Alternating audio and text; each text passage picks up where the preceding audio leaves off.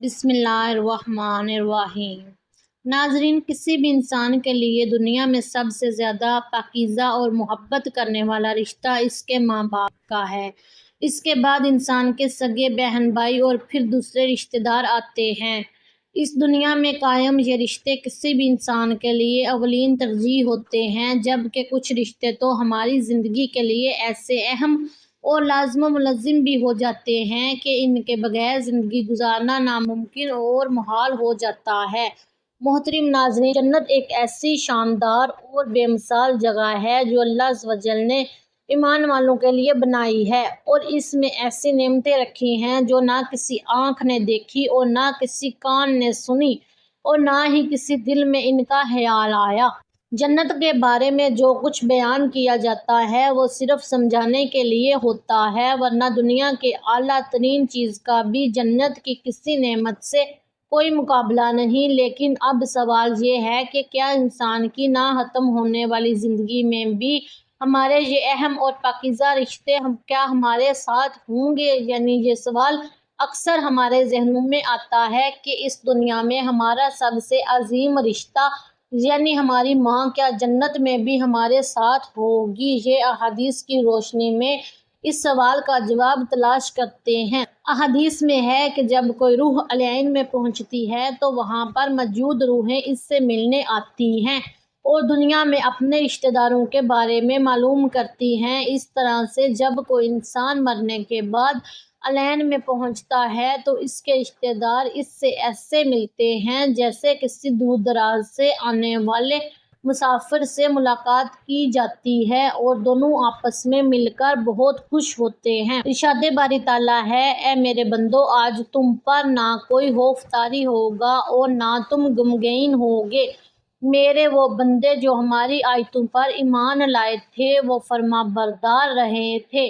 تم بھی اور تمہاری بیویاں بھی خوشی سے چمکتے چہروں کے ساتھ جنت میں داخل ہو جاؤ۔ ان کے آگے سونے کے پیالے اور گلاس گردش میں لائے جائیں گے، اور اس جنت میں ہر وہ چیز ہوگی جس کی دلوں کو خواہش ہوگی اور جس میں آنکھوں کو لذت حاصل ہوگی۔ ان سے کہا جائے گا کہ اس جنت میں تم ہمیشہ رہو گے۔ محترم ناظرین، ان آیات سے یہ بات ثابت ہوتی ہے کہ جنتی مردوں کی بیویاں بھی جنت میں ان کے ساتھ ہی ہوں گی اور ایک ساتھ ہی جنت میں رہیں گے۔ وہاں جنت میں انہیں ہر وہ چیز مہیا کی جائے گی جس کی وہ خواہش کریں گے۔ حضرت ابو ہریرہ رضی اللہ تعالیٰ عنہ سے روایت ہے کہ رسول کریم صلی اللہ علیہ وآلہ وسلم نے ارشاد فرمایا، جس وقت کوئی مومن بندہ مرنے کے قریب ہوتا ہے تو رحمت کے فرشتے سفید ریشمی کپڑا لے کر آتے ہیں اور روح سے کہتے ہیں کہ نکل جا تو، اور اللہ تجھ سے رضامند ہے، اللہ تعالیٰ کی رحمت کی جانب اور اس کے رزق کی جانب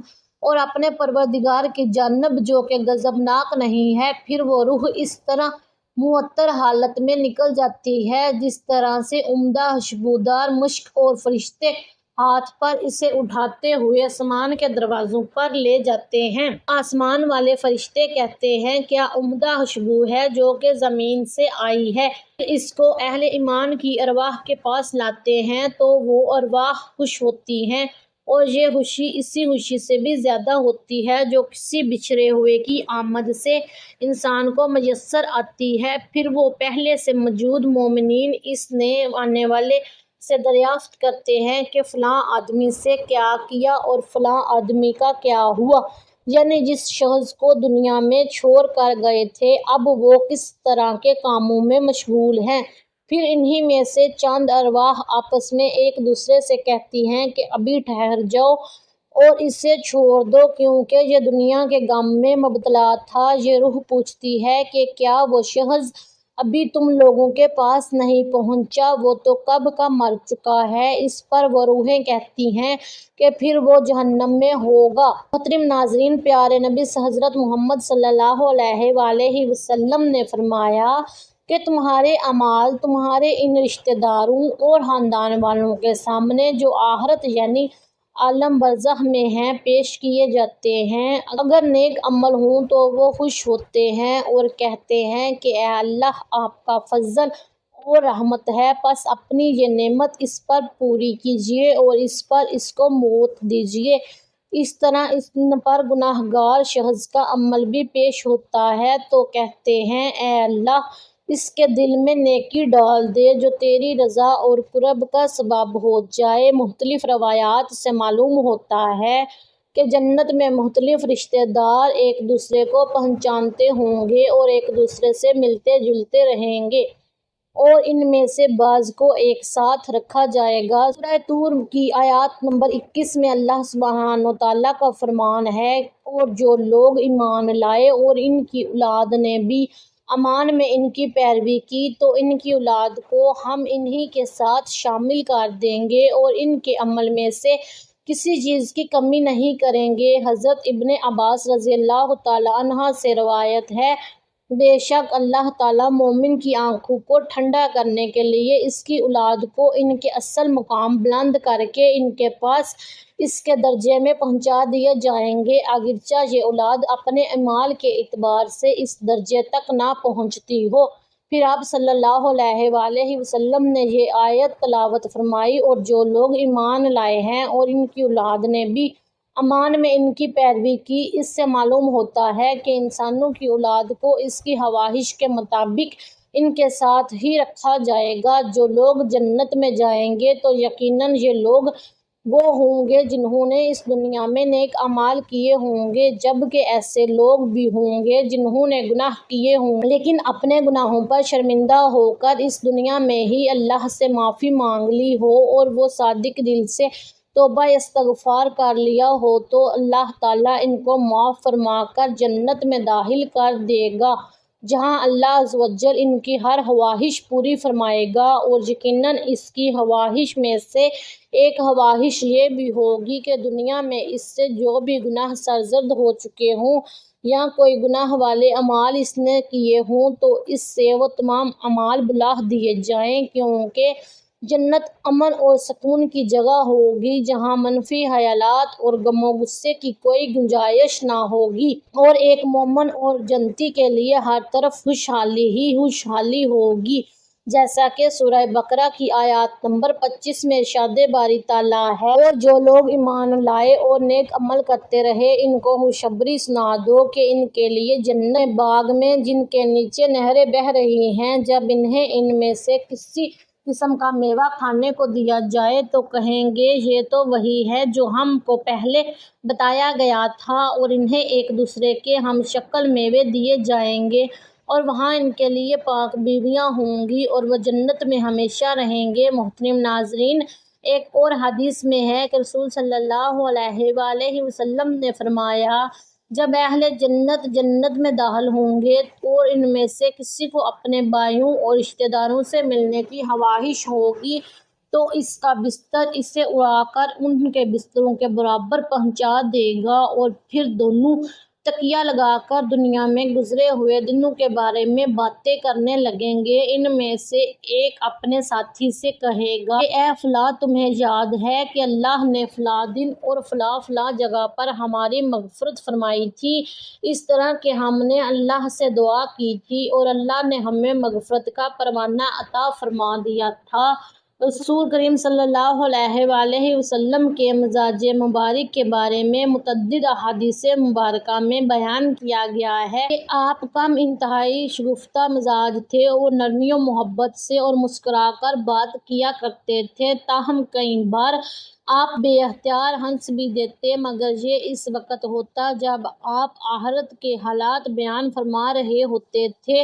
امام عسقلانی فرماتے ہیں یہ کہا گیا ہے کہ آپ صلی اللہ علیہ وآلہ وسلم صرف آخرت کے امور میں ہنسا کرتے تھے، اگر کوئی معاملہ دنیا سے متعلق ہوتا تو اس پر آپ صرف تبسم فرمایا کرتے تھے۔ ایک بار صحابہ کرام کو یہ آگاہ کیا کہ روز محشر جب کسی کو جہنم سے نکال کر جنت میں بھیجا جائے گا تو اس کی حالت کیا ہوگی، اس پر آپ نے ہنس کر واقعہ کا احوال بیان کیا۔ بخاری شریف اور مسلم شریف میں یہ متفق علیہ حدیث مبارک یوں بیان کی گئی ہے۔ حضرت عبداللہ بن مسعود سے روایت ہے کہ حضور نبی کریم صلی اللہ علیہ وآلہ وسلم نے فرمایا مجھے اچھی طرح معلوم ہے کہ سب سے آخر میں جنت سے کون نکالا جائے گا یا سب سے آخر میں کون جنت کے اندر داخل ہوگا۔ یہ آدمی اپنے جسم کو گھسیٹتا ہوا جہنم سے باہر نکالے گا، چنانچہ اللہ تعالیٰ اس سے فرمائے گا جا جنت میں داخل ہو جا۔ وہ جنت میں داخل ہوگا تو اسے گمان گزرے گا کہ شاید یہ بری ہوئی ہے، چنانچہ وہ واپس لوٹ کر عرض گزار ہوگا اے رب وہ تو بری ہوئی ہے۔ پس اللہ تعالیٰ اس سے فرمائے گا جنت میں چلا جا، لہٰذا وہ جنت میں داخل ہوگا۔ جنت میں جا کر اسے پھر گمان ہوگا کہ شاید وہ بری ہوئی ہے، پس وہ واپس لوٹ کر پھر عرض کرے گا اے رب میں نے تو وہ بری ہوئی پائی ہے، چنانچہ اللہ تعالیٰ اس سے فرمائے گا جا اور جنت میں داخل ہو،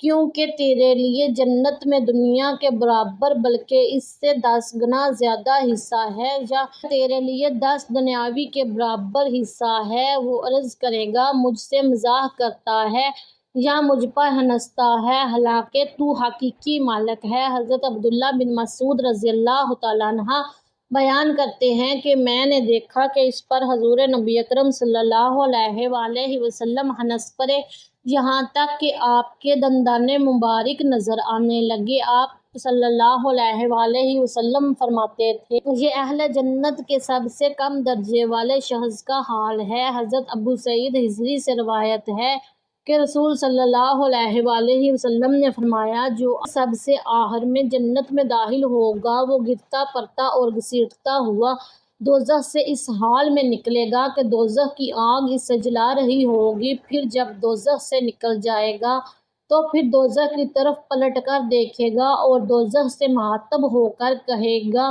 کہ بڑی بابرکت ہے وہ ذات جس نے مجھے تجھ سے نجات دی۔